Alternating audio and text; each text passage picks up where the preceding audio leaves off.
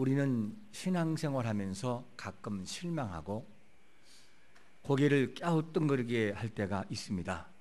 그것이 뭐냐면 평소에 신앙생활을 잘 하던 사람이 한순간에 넘어지는 것을 볼 때, 그리고 그렇게 신앙의 길을 잘 걷던 사람이 신앙 길을 떠날 때, 왜 그럴까? 왜 그럴까? 저 사람은 저러면 안 되는데, 이러면서 마음속에 의문을 다룰 때가 있습니다. 그런가 하면 저분은 저 위치에서 실망해서는 안 될 사람인데 실망을 해서 초신자보다 못하게, 어떤 때는 금방 교회에 온 사람보다 못한 모습을 가지고 실망하거나 거짓된 삶을 살아갈 때, 왜 저 사람은 저런 위치에서 저렇게 살아갈까? 그러면서 많은 실망을 갖기도 하고, 그런가 하면 성령에 충만했던 그 사람이 불신자보다도 못한 모습을 가지고 살아가면서 우리는요, 마음의 아픈 구석과, 그리고 왜 그럴까? 왜 그럴까? 그러면서 의문을 달게 됩니다. 여러분, 어디에 문제가 있을까? 왜 사람들은 신앙에 좋아 보이는데 오랜 신앙과 오랜 신앙의 경륜이 있으면서도 왜 그렇게 흔들리는 것일까? 우리는 이 질문을 하면서 이 질문에 대한 답을 찾고 돌아가야 될 것입니다. 이유가 어디에 있을까? 기독교의 신앙은 하나님 중심적인 신앙이에요. 그런데 많은 사람들 가운데는 어떤 사람이 있느냐? 신앙이라고 하는 이 기초가, 신앙은 신앙인데 무엇을 가지고 하느냐? 신념이라고 하는 자기 의지와 자기의 생각과 세상 경험과 철학적인 사고를 가지고 그거를 신앙이라고 착각하며 살아가요. 그래서 신념이라고 하는 이 모든 것을 가지고 신앙이라고 착각하며 살아가다 보니까 그 속에 흔들릴 때가 많이 있어요. 그럼 여러분, 이 신념과 신앙의 차이점은 어떤 차이가 날까? 대체 이 신념이라고 하는 것은 뭘까? 바탕과 기초가 뭐냐? 신념은 하나님의 말씀의 기초가 아니라 내 경험, 내 신앙, 내 고집, 내가 알고 있는 철학, 나의 모든 사고, 이런 것이 출발돼서 신념이 만들어져요. 그러니까 이것을 가지고 신앙이라고 하는 것을 착각하면서 살아가는 순간, 그때부터는 문제가 생기기 시작을 합니다. 넘어지게 되고 열매를 기대할 수가 없는 것이죠. 그래서 이 신념이라고 하는 것은 자꾸만 이 생각 속에 머물어요. 신앙은 어디 있냐? 이 마음에 머물고, 그래서 이 지적인 하나의 사고의 틀을 가지고 신앙생활을 하려고 마음을 먹다 보니까 뭐가 생기느냐? 그때보다 자꾸만 문제가 찾아오게 되는 것입니다. 그러니까 이 신념이라고 하는 것은 뭐가 출발되느냐? 세상의 이론과 철학과 생각이 기초가 되고, 신앙은 뭐가 되느냐? 하나님의 말씀의 바탕이 기초가 돼서 우리를 만들어가는 거죠. 그러니까 신념이라고 하는 것과 신앙이라고 하는 것은 너무나 큰 차이가 나요. 그런데 사람들은 뭐라고 생각하느냐? 나는 신념을 신앙이라고 생각을 해요.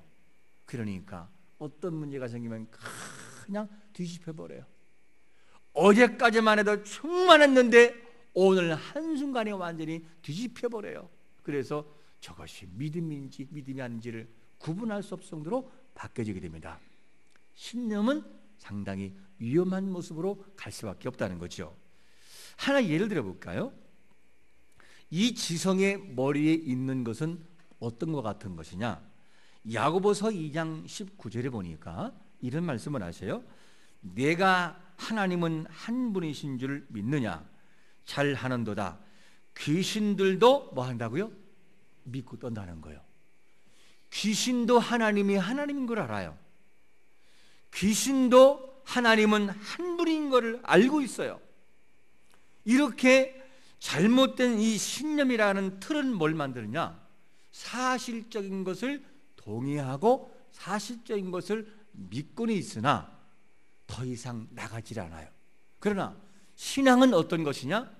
신앙은 하나님께 가까이 나가게 만들고 더 성숙하게 만들고 더 성장하게 만들어 놓아요. 이게 신앙인 것입니다. 그러므로 신념이라고 하는 이 사고의 틀은, 세상적인 틀은 항상 염려를 만들고 거기서 머물러 있지만, 신앙이라고 하는 말씀의 기초가 되는 것은 뭘 만드느냐? 자기를 돌아보게 만들고 성숙하게 만들고 성장하게 만들어서 더 나은 모습을 가지고 나가는 것이 뭐냐? 그게 말씀에 기초한 신앙이라는 거죠. 여러분, 우리의 신앙이 이성으로 머물러 있지 말고 좀 더 한층 더 올라가 하나님이 원하시는 삶으로 나가시기를 축원합니다. 이것이 신앙이라는 거예요. 그래서 이 신념이라고 하는 것은 무엇이 문제냐면, 이 신념이라고 하는 것은 이런 거예요. 하나님이 없이도 내 노력과 내 생각으로 행복할 수 있어, 이렇게 생각을 해요. 하나님이 나에게 말씀하지 않아도 나는 IQ가 150이기 때문에 충분히 문제를 풀어갈 수 있고 나는 내 스스로가 헤쳐나갈 수 있어. 자기를 의지하고 자기의 모든 것에 빠져버립니다. 신념의 약점은 뭐냐? 하나님이 없이도 살아갈 수 있다라고 하는 잘못된 틀이에요. 여러분, 하나님이 없이는 한순간도 살아갈 수 없음을 믿으시기를 축원합니다. 우리의 호흡과 순환은요, 한순간도 아버지가 간섭하지 않으면 그 순간 멈춰져 버려요. 이것을 모른다는 거죠. 그러므로 신념이라고 하는 것은 하나님의 계시가 없이, 하나님의 말씀이 없이 살아갈 수 있다는 것이 신념으로 출발되는 사고의 틀인 것입니다. 이것이 신앙이라고 들어와서 신앙이라고 착각하는 순간, 그때부터는 참으로 위험한 신앙으로 갈 수밖에 없다는 거죠. 여러분, 신념이라고 하는 이 자기 틀과 생각은 수없이 바뀌어요. 예를 들어 볼까요? 음악을 좋아하는 사람은 음악 시간이 즐거워요, 지겨워요? 너무 즐겁죠. 심지어는 아침국에 콩나물만, 때가리만 나와도 기분이 좋아요. 왜? 음악을 생각하니까. 그런데 전혀 음치고 악보도 볼 줄 모르고 뭐가 뭔지도 모르는 사람이 음악 시간이 되면 스트레스를 받을까요? 기분 좋을까요? 너무 스트레스예요. 또 반면에 수학을 좋아하는 사람은 엘리베이터만 타고 숫자만 나와도 기분이 좋아요. 계산이 돌아가요. 그런데 수학이 싫은 사람은 수학 시간만 되면 식은땀이 흐르기 시작을 하고, 선생님이 뭐를 질문할까? 선생님이 뭐를 질문할까? 이것 때문에 수학 시간이 너무 지겹고 스트레스 받아요. 왜 그럴까? 사람마다 생각하는 틀이 달라요. 어떤 사람은 에너지가 충만하면 그거를 좋아하기도 하고, 어떤 사람은 그것이 충만하지 않으면 너무 지겹기도 하죠. 이것이 뭐냐? 사람으로부터 출발되는 신념과 사고의 틀이에요. 이런 것들은 얼마든지 변하고 수정이 100번, 1000번 계속 수정이 이루어져요. 왜? 진리가 아니니까. 그러면 여러분, 우리가 행복한 신앙생활을 하려면 뭐가 돼야 되느냐? 나로부터 출발된 모든 이성의 틀들을 깨는 작업이 있어야 돼요. 나를 깨트리고 나를 부인하고, 하나님이 뭐라고 말씀하는지, 하나님은 나에게 뭐를 요구하시는지, 뭐를 나에게 요구하시는지를 알아 뜻대로 순종하는 삶이 되어질 때 어느새 우리가 뭐가 바뀌냐? 신앙의 인으로 바뀐다는 거예요. 여러분, 잘못된 세상의 이념과 생각과 철학을 가지고 신앙과 대입하지 말고 하나님의 말씀으로 우리를 연단시키고 깎아나는 작업을 계속해서 있으시기를 축원합니다. 신념은 출발이 세상의 사고와 철학과 모든 것들, 이성과 경험이 바탕되지만, 신앙은 하늘로부터 주어지는 하나님의 말씀으로 주어지는 것을 믿으시기를 축원합니다. 이런 신앙이 되어질 때 흔들림이 없다는 거예요. 이것이 안 되면 그 사람은 계속해서 흔들려 버리죠. 그렇기 때문에 하나님 자신을 속성을 뭐라고 말씀하고 있느냐? 야고보서 1장 17절에 보니까 이렇게 말씀하죠. 온갖 좋은 은사와 온전한 선물이 다 위로부터 빛들이 아버지께로부터 내려오나니 그는 뭐도 없고요, 변함도 없으시고 무엇도 회전하는 그림자 없다는 거예요. 하나님은 언제나 동일하시고 변함이 없으시고 변덕이 없으신 분인 걸 믿으시기를 축원합니다. 왜? 진리시니까. 그러니까 우리는 그 진리가 되신 하나님의 말씀에 바탕이 된 신앙이 돼야, 기초가 돼야 흔들림이 없지, 내 감정, 내 경험, 내 사고, 내 모든 철학이 나를 만들어가면 그때부터는 흔들린다는 거예요. 반드시 무너질 때가 와요. 그러므로 바른 신앙이 되고 바른 기초가 되면 그 사람은 어떤 상황에도 흔들리지 않아요. 요동치 않아요. 왜? 말씀이 그를 지배하고 있으니까. 이것이 신앙의 기본인 거죠. 신앙의 기초는 하나님의 말씀 위에 둘 때 흔들리지 않는다는 거죠. 그러면 말씀이 어떤 것이기에, 성경이 어떤 것이기에 흔들리지 않을까? 성경은 누가 기록하느냐? 누가 기록했죠? 성경은 하나님이 기록했어요? 사람이 기록했어요? 혼란스러운가요? 성경은 누가 펜대를 들고 기록했어요? 사람이 기록했죠. 그런데 그 사람의 펜대를 움직이고 감정을 움직이고 생각을 움직여서 그 마음을 도우신 것은 누구죠? 하나님이셔요. 그러니까 원저자는 사실은 사람이 아니고 성경의 원저자는 하나님이셔요. 그분이 기록하겠어요. 그 진리 말씀은 변함이 없고 언제나 항상 그 자리에 일정한 모습을 가지고 서 있다는 거예요. 변하는 것은 사람의 감정이지 하나님 변하지 않는다는 거죠. 이게 얼마나 중요한지 몰라요. 그러므로 바른 신앙을 소유한 사람은 바른 진리를 알기 때문에 분별력이 있어요. 분별력이 있어요. 그게 뭐냐? 진리 가운데 거하는 사람의 모습이라는 거죠. 그래서 바른 신앙은 하늘의 소망도 우리가 충분히 이해하지만 이 땅의 삶도 무시하지 않고 질서정연하게 살아가는 지혜가 있어요. 너무나 중요한 거죠. 그래서 말씀의 기초에 둔 이 신앙은 얼만큼 중요하냐? 항상 자기를 돌아봐요. 내가 무엇이 문제인지, 내가 말씀 앞에 무엇이 빗나갔는지를 항상 복종시켜 나를 말씀 위에 굴복시켜 놓아요. 이게 바른 신앙입니다. 그것을 누가 잘했느냐? 바울이라고 한 사람이 참 잘했는데, 이 바울이 뭐라고 말씀하고 있냐면 로마서 7장 23절과 24절 말씀을 같이 한번 읽어봅니다. 시작.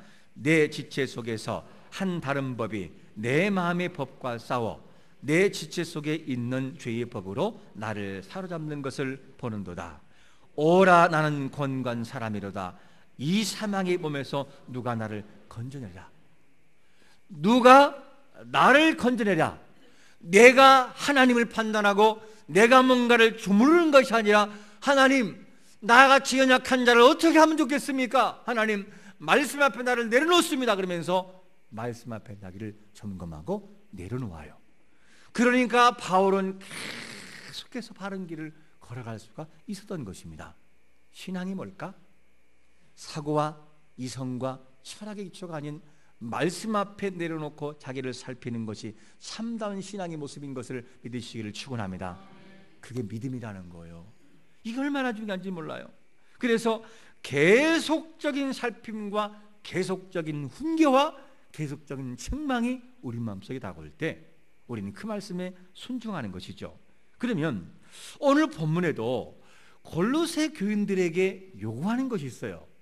골로새 교인들에게 뭘 요구하냐면 흔들리지 말아라, 흔들리지 말아라, 말씀에 서라 계속 강조하죠. 그래서 골로새서 2장 6절에 보니까 뭐라고 말씀하느냐? 그러므로 너희가 그리스도 예수를 주로 받았으니 그 안에서 뭐 하라고요? 행하라는 거예요. 왜 골로새 교인들에게 그리스도의 인격을 본받아 그리스도의 삶을 살아가라고 말씀할까? 이유가 있어요. 그 이유는 골로새 교회 안에 이단들이 들어왔어요. 이단들이. 철학이 들어오고 사상이 들어오고 세상 학문이 들어와서 말씀에 선 사람들을 흔들어 놓았어요. 그렇기 때문에 너희는 항상 그리스도를 주로 받아 그 안에서 행하라. 누가 뭐라 하게도 흔들리지 말고 말씀 안에 거하는 삶을 살라고 그렇게 강조했던 것입니다. 그래야 넘어지지 않을 수 있으니까. 당시 골로새 교회 안에 침투한 사상이 어떤 것이냐면 바로 천사 숭배 사상, 천사를 숭배한다. 그리고 유대교의 관습이 들어왔어요. 그리고 뭐가 들어오느냐, 철저한 금욕주의, 즉 영주주의가 들어와서 최고의 지식이 뭐냐라고 하는 철학적인 사고를 가지고 성도들을 막 흔들어 놓았어요. 그때 여러분들은 이런 사고에 흔들지 말고 예수 그리스도를 받았으므로 그 말씀 안에 거하셔야 됩니다. 그러면서 바울이 강조하는 것이 뭐냐, 골로새서의 말씀이라는 것을 알 수가 있습니다. 여러분, 그리스도 안에 들어가서 참다운 진리 말씀에 거할 때 우리 사고가 바로지고 흔들림이 없는 것을 믿으시기를 축원합니다. 교회 안에도 자기 자신의 철학이 너무 강한 사람이 있어요. 내 경험이 전부인 것처럼 생각하는 사람이 있어요. 내 사회적인 경험이 전부이고 내가 하는 대로 하면 된다라는 사고가 있는 사람이 있어요. 그런데 그런 사람은 여지없이 무너집니다. 왜냐? 하나님이 거룩한 교회는 세상의 철학과 이론으로 만들어가는 교회가 아니라 하나님의 말씀으로 살아가는 것이기 때문에 말씀에 순종할 때 우리의 모든 삶이 회복되는 것을 믿으시기를 축원합니다. 그러므로 우리는 오늘부터 바꿔야 되는 거죠. 내 경험이 전부가 아니다. 참고는 하지만 경험이 전부가 아니다. 내가 살아온 인생의 모든 삶에 내 모든 경험과 이 고집이 전부가 아니다. 그것은 언제든지 수정해야 될 부분이다. 왜? 신념이기 때문에. 그리고 내가 살아온 모든 삶에서의 신념의 틀은 신앙이 돼서는 안 된다. 신앙은 말씀에 기초해서 신앙이 세워질 때 내가 흔들림이 없는 것이다 라고 하는 자기 부인이 있어야만 되는 것이 너무나 중요한 것이죠. 여러분, 내 신념의 틀을 가지고 살아가면 신앙생활할 때 계속해서 우리는 충돌이 있어요.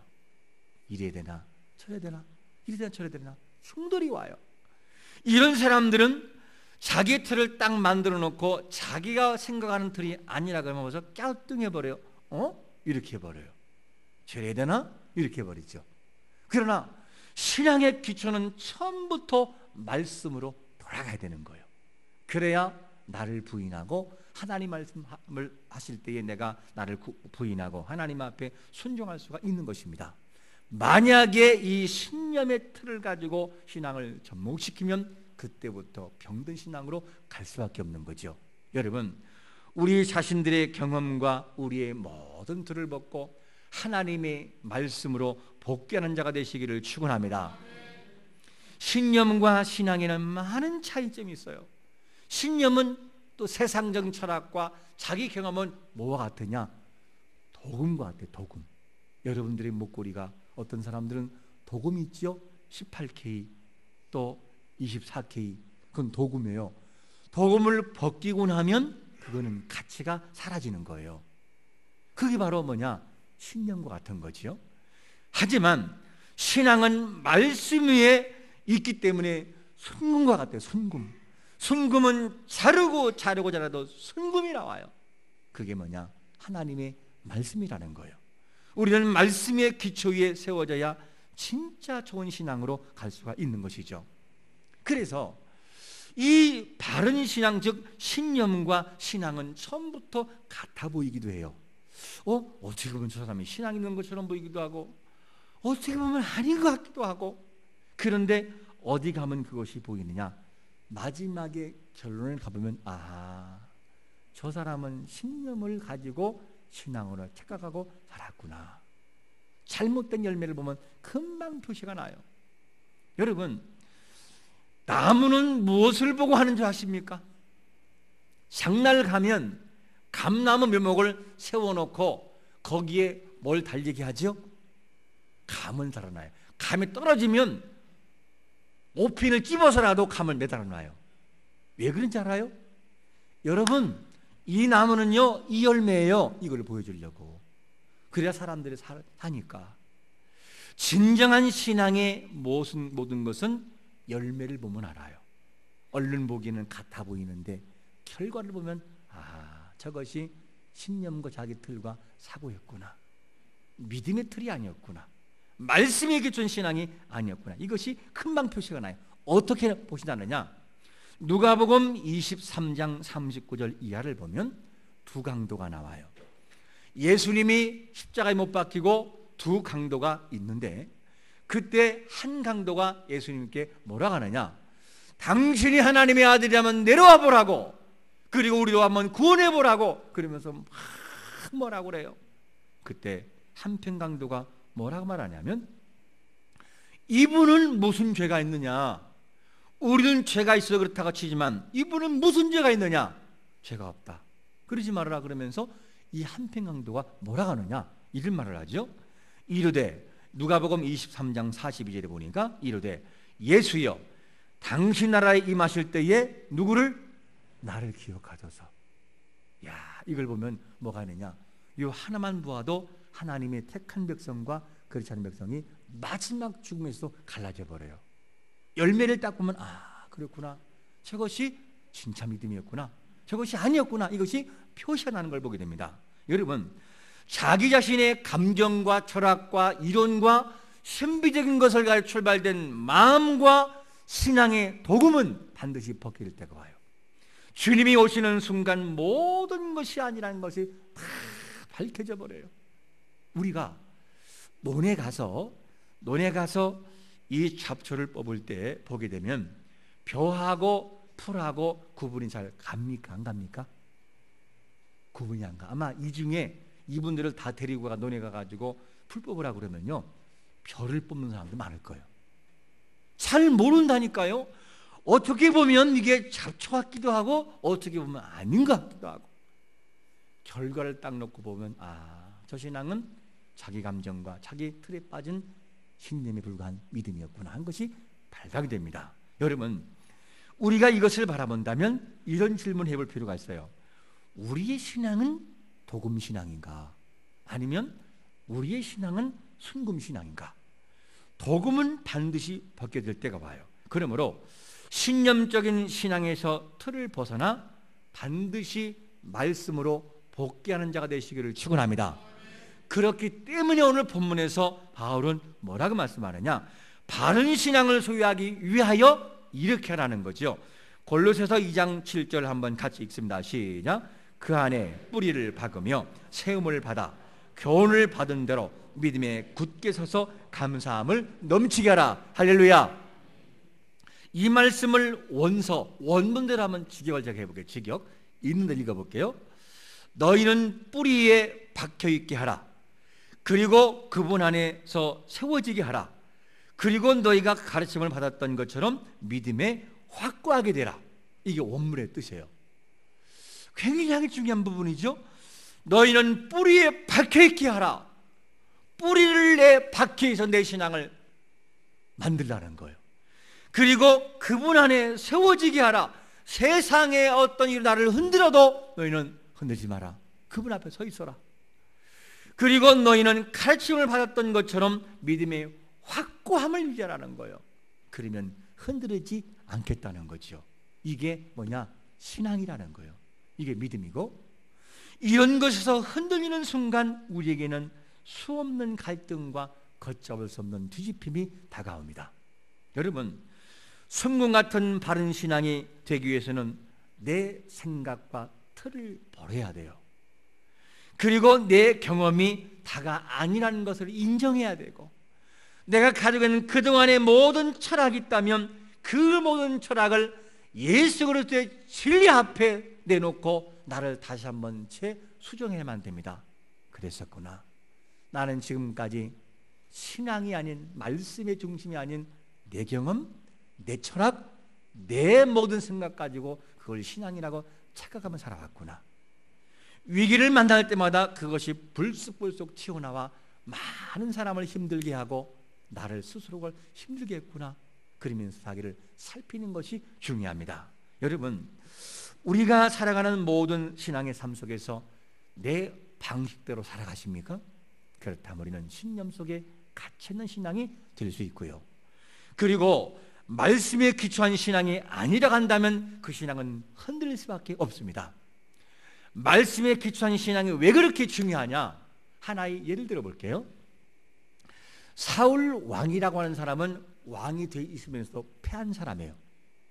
하나님이 그를 버렸어요. 왜 그러냐? 사무엘상 13장 이하를 보게 되면 블레셋 사람들과 이스라엘의 전투가 시작되려고 준비 중에 있었습니다. 그때 이 블레셋이 이스라엘 땅에서 들어왔는데 그 군사가 얼마나 많으냐면 그 군사가 병거가 3만. 여러분, 병거가 3만이라면 지금 마치 탱크가 3만과 같은 거예요. 그리고 마병이 6천. 그리고 백성은 해변에 모래와 같이 많았다. 성경은 이렇게 증언합니다. 이것을 보았던 이스라엘 백성들은 그때부터 도망가기 시작을 해요. 여러분 보세요.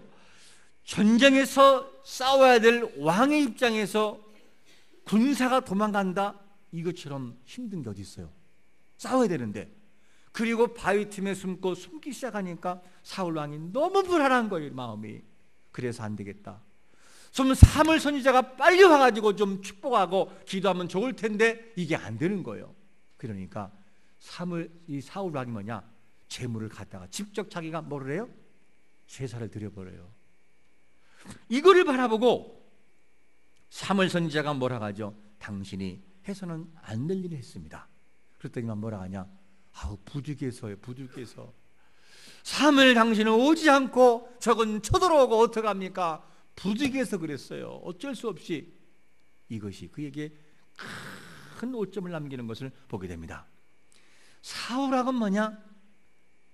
자기의 틀과 자기의 생각대로 삶을 풀어갑니다. 문제를 풀어갔어요.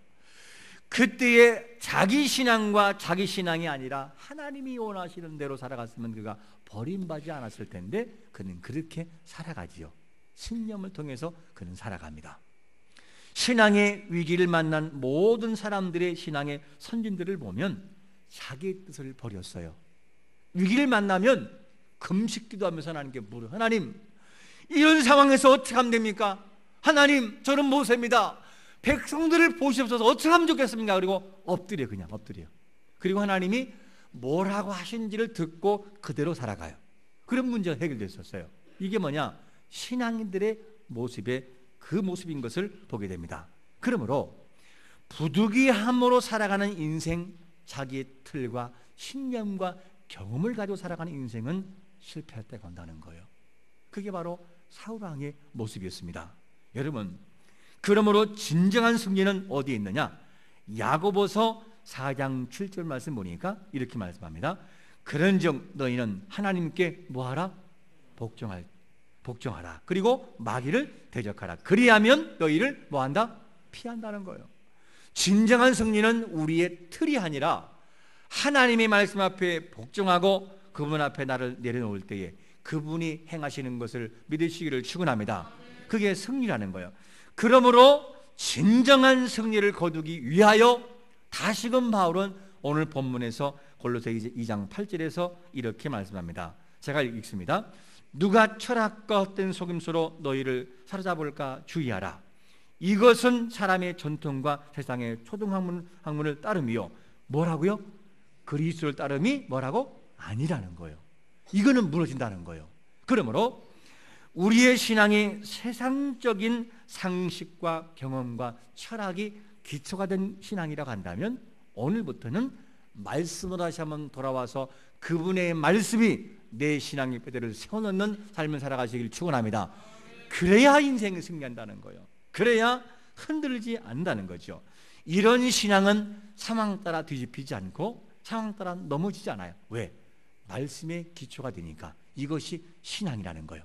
여러분들은 신념으로 살아가십니까? 신앙으로 살아가십니까? 신념은 자기 의지로 살아가는 세상적인 공식이기 때문에 무너지고 맙니다. 하지만 신앙은 말씀 위에 기초가 서기 때문에 그 신앙은 굳건히 서서 우리를 지탱하게 만들고 하나님 앞으로 인도하는 거룩한 삶인 걸 바라보고 신념이 아닌 신앙으로 승리하는 자가 되시기를 예수 그리스도의 이름으로 축원합니다. 아멘.